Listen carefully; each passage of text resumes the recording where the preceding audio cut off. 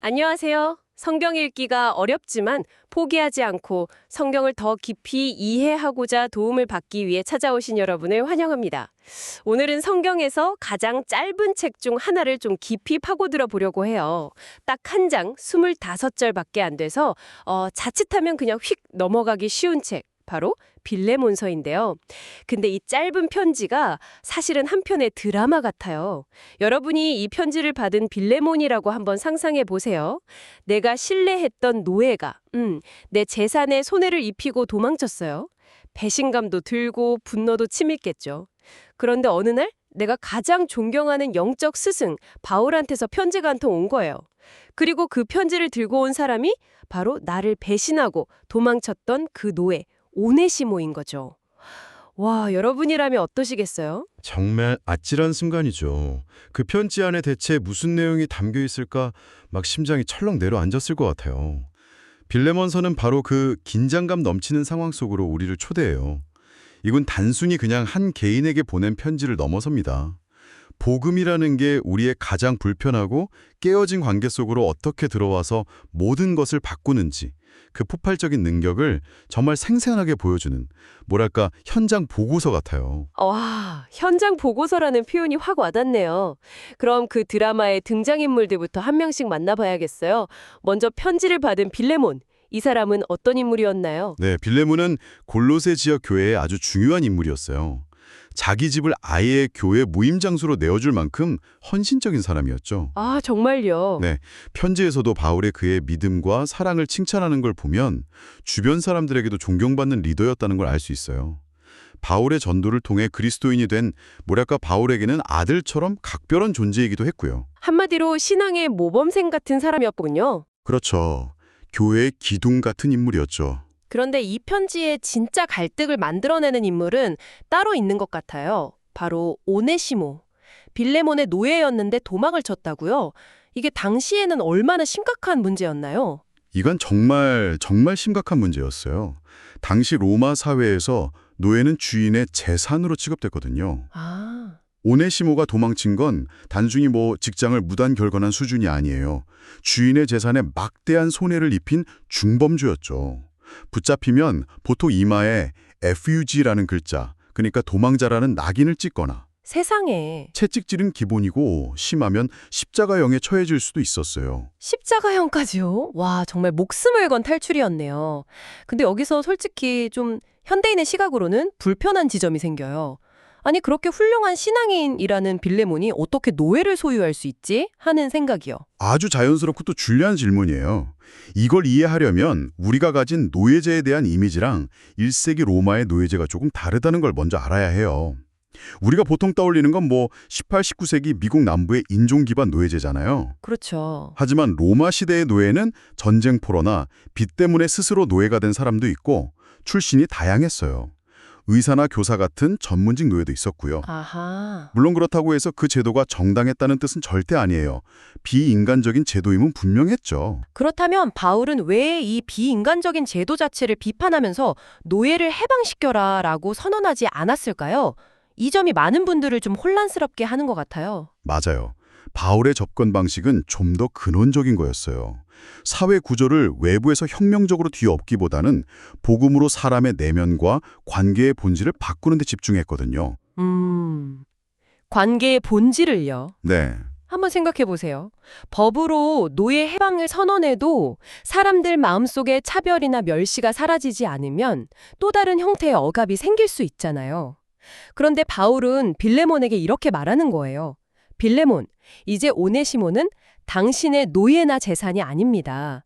그리스도 안에서 당신과 똑같은 사랑받는 형제입니다. 아, 그러니까 주인과 노예라는 신분 질서 자체를 무너뜨리는 게 아니라 그 위에 그리스도 안의 형제라는 새로운 관계를 덮어 씌워서 기존의 질서를 무력화시키는 거군요. 바로 그거예요. 복음은 사회 제도의 가장 깊은 핵심을 내부에서부터 허물어뜨리는 힘이 있어요. 주인과 노예가 한 식탁에서 주님의 살과 피를 나누는 형제가 된다면 그 관계는 더 이상 이전의 주종관계일 수가 없는 거죠. 와, 이게 바로 바울이 선택한 좀 더디지만 훨씬 더 근본적인 변화의 방식이었습니다. 그렇군요. 다시 이야기로 돌아와서 목숨 걸고 도망쳤던 오네시모가 어떻게 바울을 만나게 된 거죠? 그것도 감옥에서요. 네, 정말 영화 같은 일이죠. 로마 어딘가에서 숨어 지내던 오네시모가 어떤 경로인지는 모르지만 감옥에 갇혀있던 바울을 찾아가게 돼요. 그리고 거기서 복음을 듣고 완전히 새로운 사람으로 거듭나게 됩니다. 바울이 그를 내가 갇힌 중에서 낳은 아들이라고 표현할 정도로 극적인 변화를 경험한 거예요. 쓸모없던 자라는 뜻의 이름을 가진 오네시모가 이름 그대로 유익한 자로 변화된 순간이죠. 이제 바울에게는 큰 고민이 생겼겠네요. 이 새롭게 변화된 영적 아들, 오네시모를 어떻게 해야 할까? 곁에 두고 동역자로 삼고 싶었을 텐데 그는 여전히 법적으로는 빌레몬의 도망노의 신분이니까요. 맞아요. 여기서 바울의 위대한 결단이 나옵니다. 그는 오네시모를 그냥 자기 곁에 숨겨두는 그런 쉬운 길을 택하지 않아요. 깨어진 관계를 정면으로 돌파하기로 하죠. 그래서 오네시모를 다시 그의 옛 주인인 빌레몬에게 돌려보내기로 하고 바로 이 편지를 써서 그의 손에 들려보낸 겁니다. 여기서 정말 흥미로운 점이 바울의 태도예요. 사도의 권위로 내가 명령하는데 오네시모를 용서하시오. 이렇게 할 수도 있었을 텐데 말이죠. 그렇죠. 굉장히 조심스럽고 간절하게 간청을 하고 있어요. 정확해요. 바울은 빌레몬의 자유로운 선택 그리고 사랑에 근거한 순종을 원했어요. 그래서 권위 대신 사랑으로 호소하는 거죠. 그리고 그 호소의 절정이 빌레몬서 1장 17절에 나옵니다. 그러므로 네가 나를 동역자로 알진대 그를 영접하기를 내게 하듯하고. 잠깐만요. 이게 정말 충격적인데요. 오네시모를 영접하기를 나 바울을 영접하듯 하라니요. 이건 그냥 용서하라는 차원을 넘어서는 거잖아요. 그렇죠. 도망쳤던 노예를 사도 바울과 동등한 존재로 대우하라는 거니까요. 당시의 엄격한 신분사회에서는 상상도 할 수 없는 요구 아니었을까요? 상상할 수 없는 그야말로 사회적 폭탄과 같은 발언이었죠. 이것이 바로 복음이 가져온 혁명적인 변화예요. 오네시모의 신분이 도망 노예에서 사도 바울과 동등한 형제로 완전히 바뀌었다는 선언이니까요. 바울은 지금 빌레몬에게 신앙의 진정한 시험 문제를 내고 있는 거예요. 시험 문제요? 네. 당신이 믿는 복음이 진짜라면 그 믿음으로 이 불가능해 보이는 관계의 변화를 받아들일 수 있겠는가? 하고 묻는 거죠. 여금 그를 영원히 두게 함이리니 이 구절이 이 모든 사건을 꿰뚫는 핵심처럼 느껴져요. 맞아요. 이 구절은 이 모든 사건을 하나님의 시선으로 재해석하게 만드는 창문과 같아요. 빌레몬의 입장에서 한번 생각해 보세요. 오네시모의 도망은 명백한 배신이고 재산상의 손실이고 고통스러운 사건이었어요.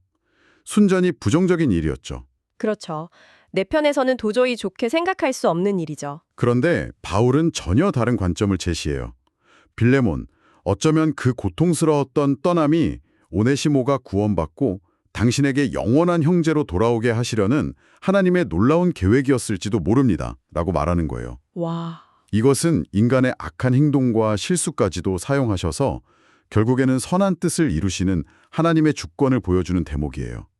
마치 구약에서 형들에게 팔려갔던 요셉이 나중에 총리가 돼서 형들을 만났을 때 형님들은 나를 해치려 했지만 하나님은 그것을 선으로 바꾸셨습니다라고 고백했던 장면을 떠올리게 하죠. 와, 그렇다면 이 짧은 편지는 단순히 빌레몬과 오네시모 이 두 사람의 화해 이야기를 넘어서서 복음 전체의 그림을 보여주는 하나의 축소판이라고도 볼 수 있겠네요. 바로 그렇습니다. 빌레몬서는 복음의 정수가 담긴 아주 정교한 그림과 같아요. 이 세 인물의 관계 속에 우리와 하나님의 이야기가 그대로 녹아 있거든요. 그게 무슨 뜻이죠? 좀 더 구체적으로 설명해 주실 수 있을까요? 첫째, 오네시모는 바로 우리 자신의 모습이에요. 우리는 모두 하나님이라는 주인을 떠나 제멋대로 도망친 존재들이잖아요. 죄라는 갚을 수 없는 빚을 지고 하나님의 영광에 선해를 끼친 채 숨어 지내는 도망자와 같죠. 듣고 보니 정말 그렇네요.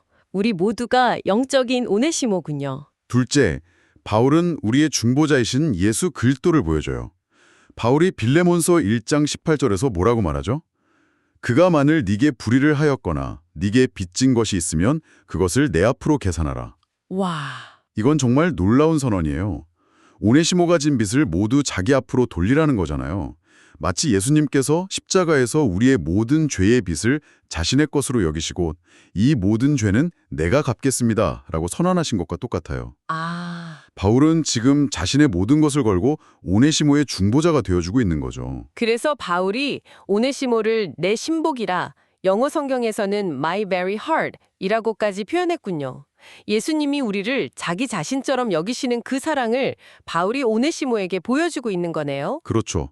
마지막으로 셋째, 빌레몬은 우리를 용서하고 받아주시는 하나님 아버지를 떠올리게 해요. 빌레몬은 자신의 권리로 오네시모를 심판하고 벌할 수 있었어요. 하지만 그는 어떤 요청을 받죠? 네가 마땅히 받아야 할 뻘이 아니라 너를 위해 빚을 대신 갚은 중보자, 바울을 봐서 그를 용서하고 아들처럼 받아주라는 요청을 받아요. 우리가 하나님 앞에 나아갈 때와 똑같네요. 하나님은 죄인인 우리를 있는 그대로 보시는 게 아니라 우리를 위해 십자가에서 모든 빚을 갚으신 아들 예수님을 보시고 우리를 의인으로 여기고 아들처럼 환영해 주시는 거잖아요. 내 아들 예수를 환영하듯 너를 환영한다 라고 말씀하시는 것처럼요. 완벽한 정리예요. 이처럼 빌레몬서의 짧은 이야기 속에는 죄인인 우리, 중보자이신 예수님, 그리고 용서하시는 하나님 아버지, 즉 복음의 핵심 드라마가 고스란히 담겨 있는 겁니다. 자, 그렇다면 이 모든 이야기가 21세기를 살아가는 우리에게는 어떤 의미가 있을까요? 이 짧은 편지가 우리에게도 똑같이 도전하고 있는 것 같아요. 혹시 여러분의 삶에도 오네시모 같은 사람이 있나요?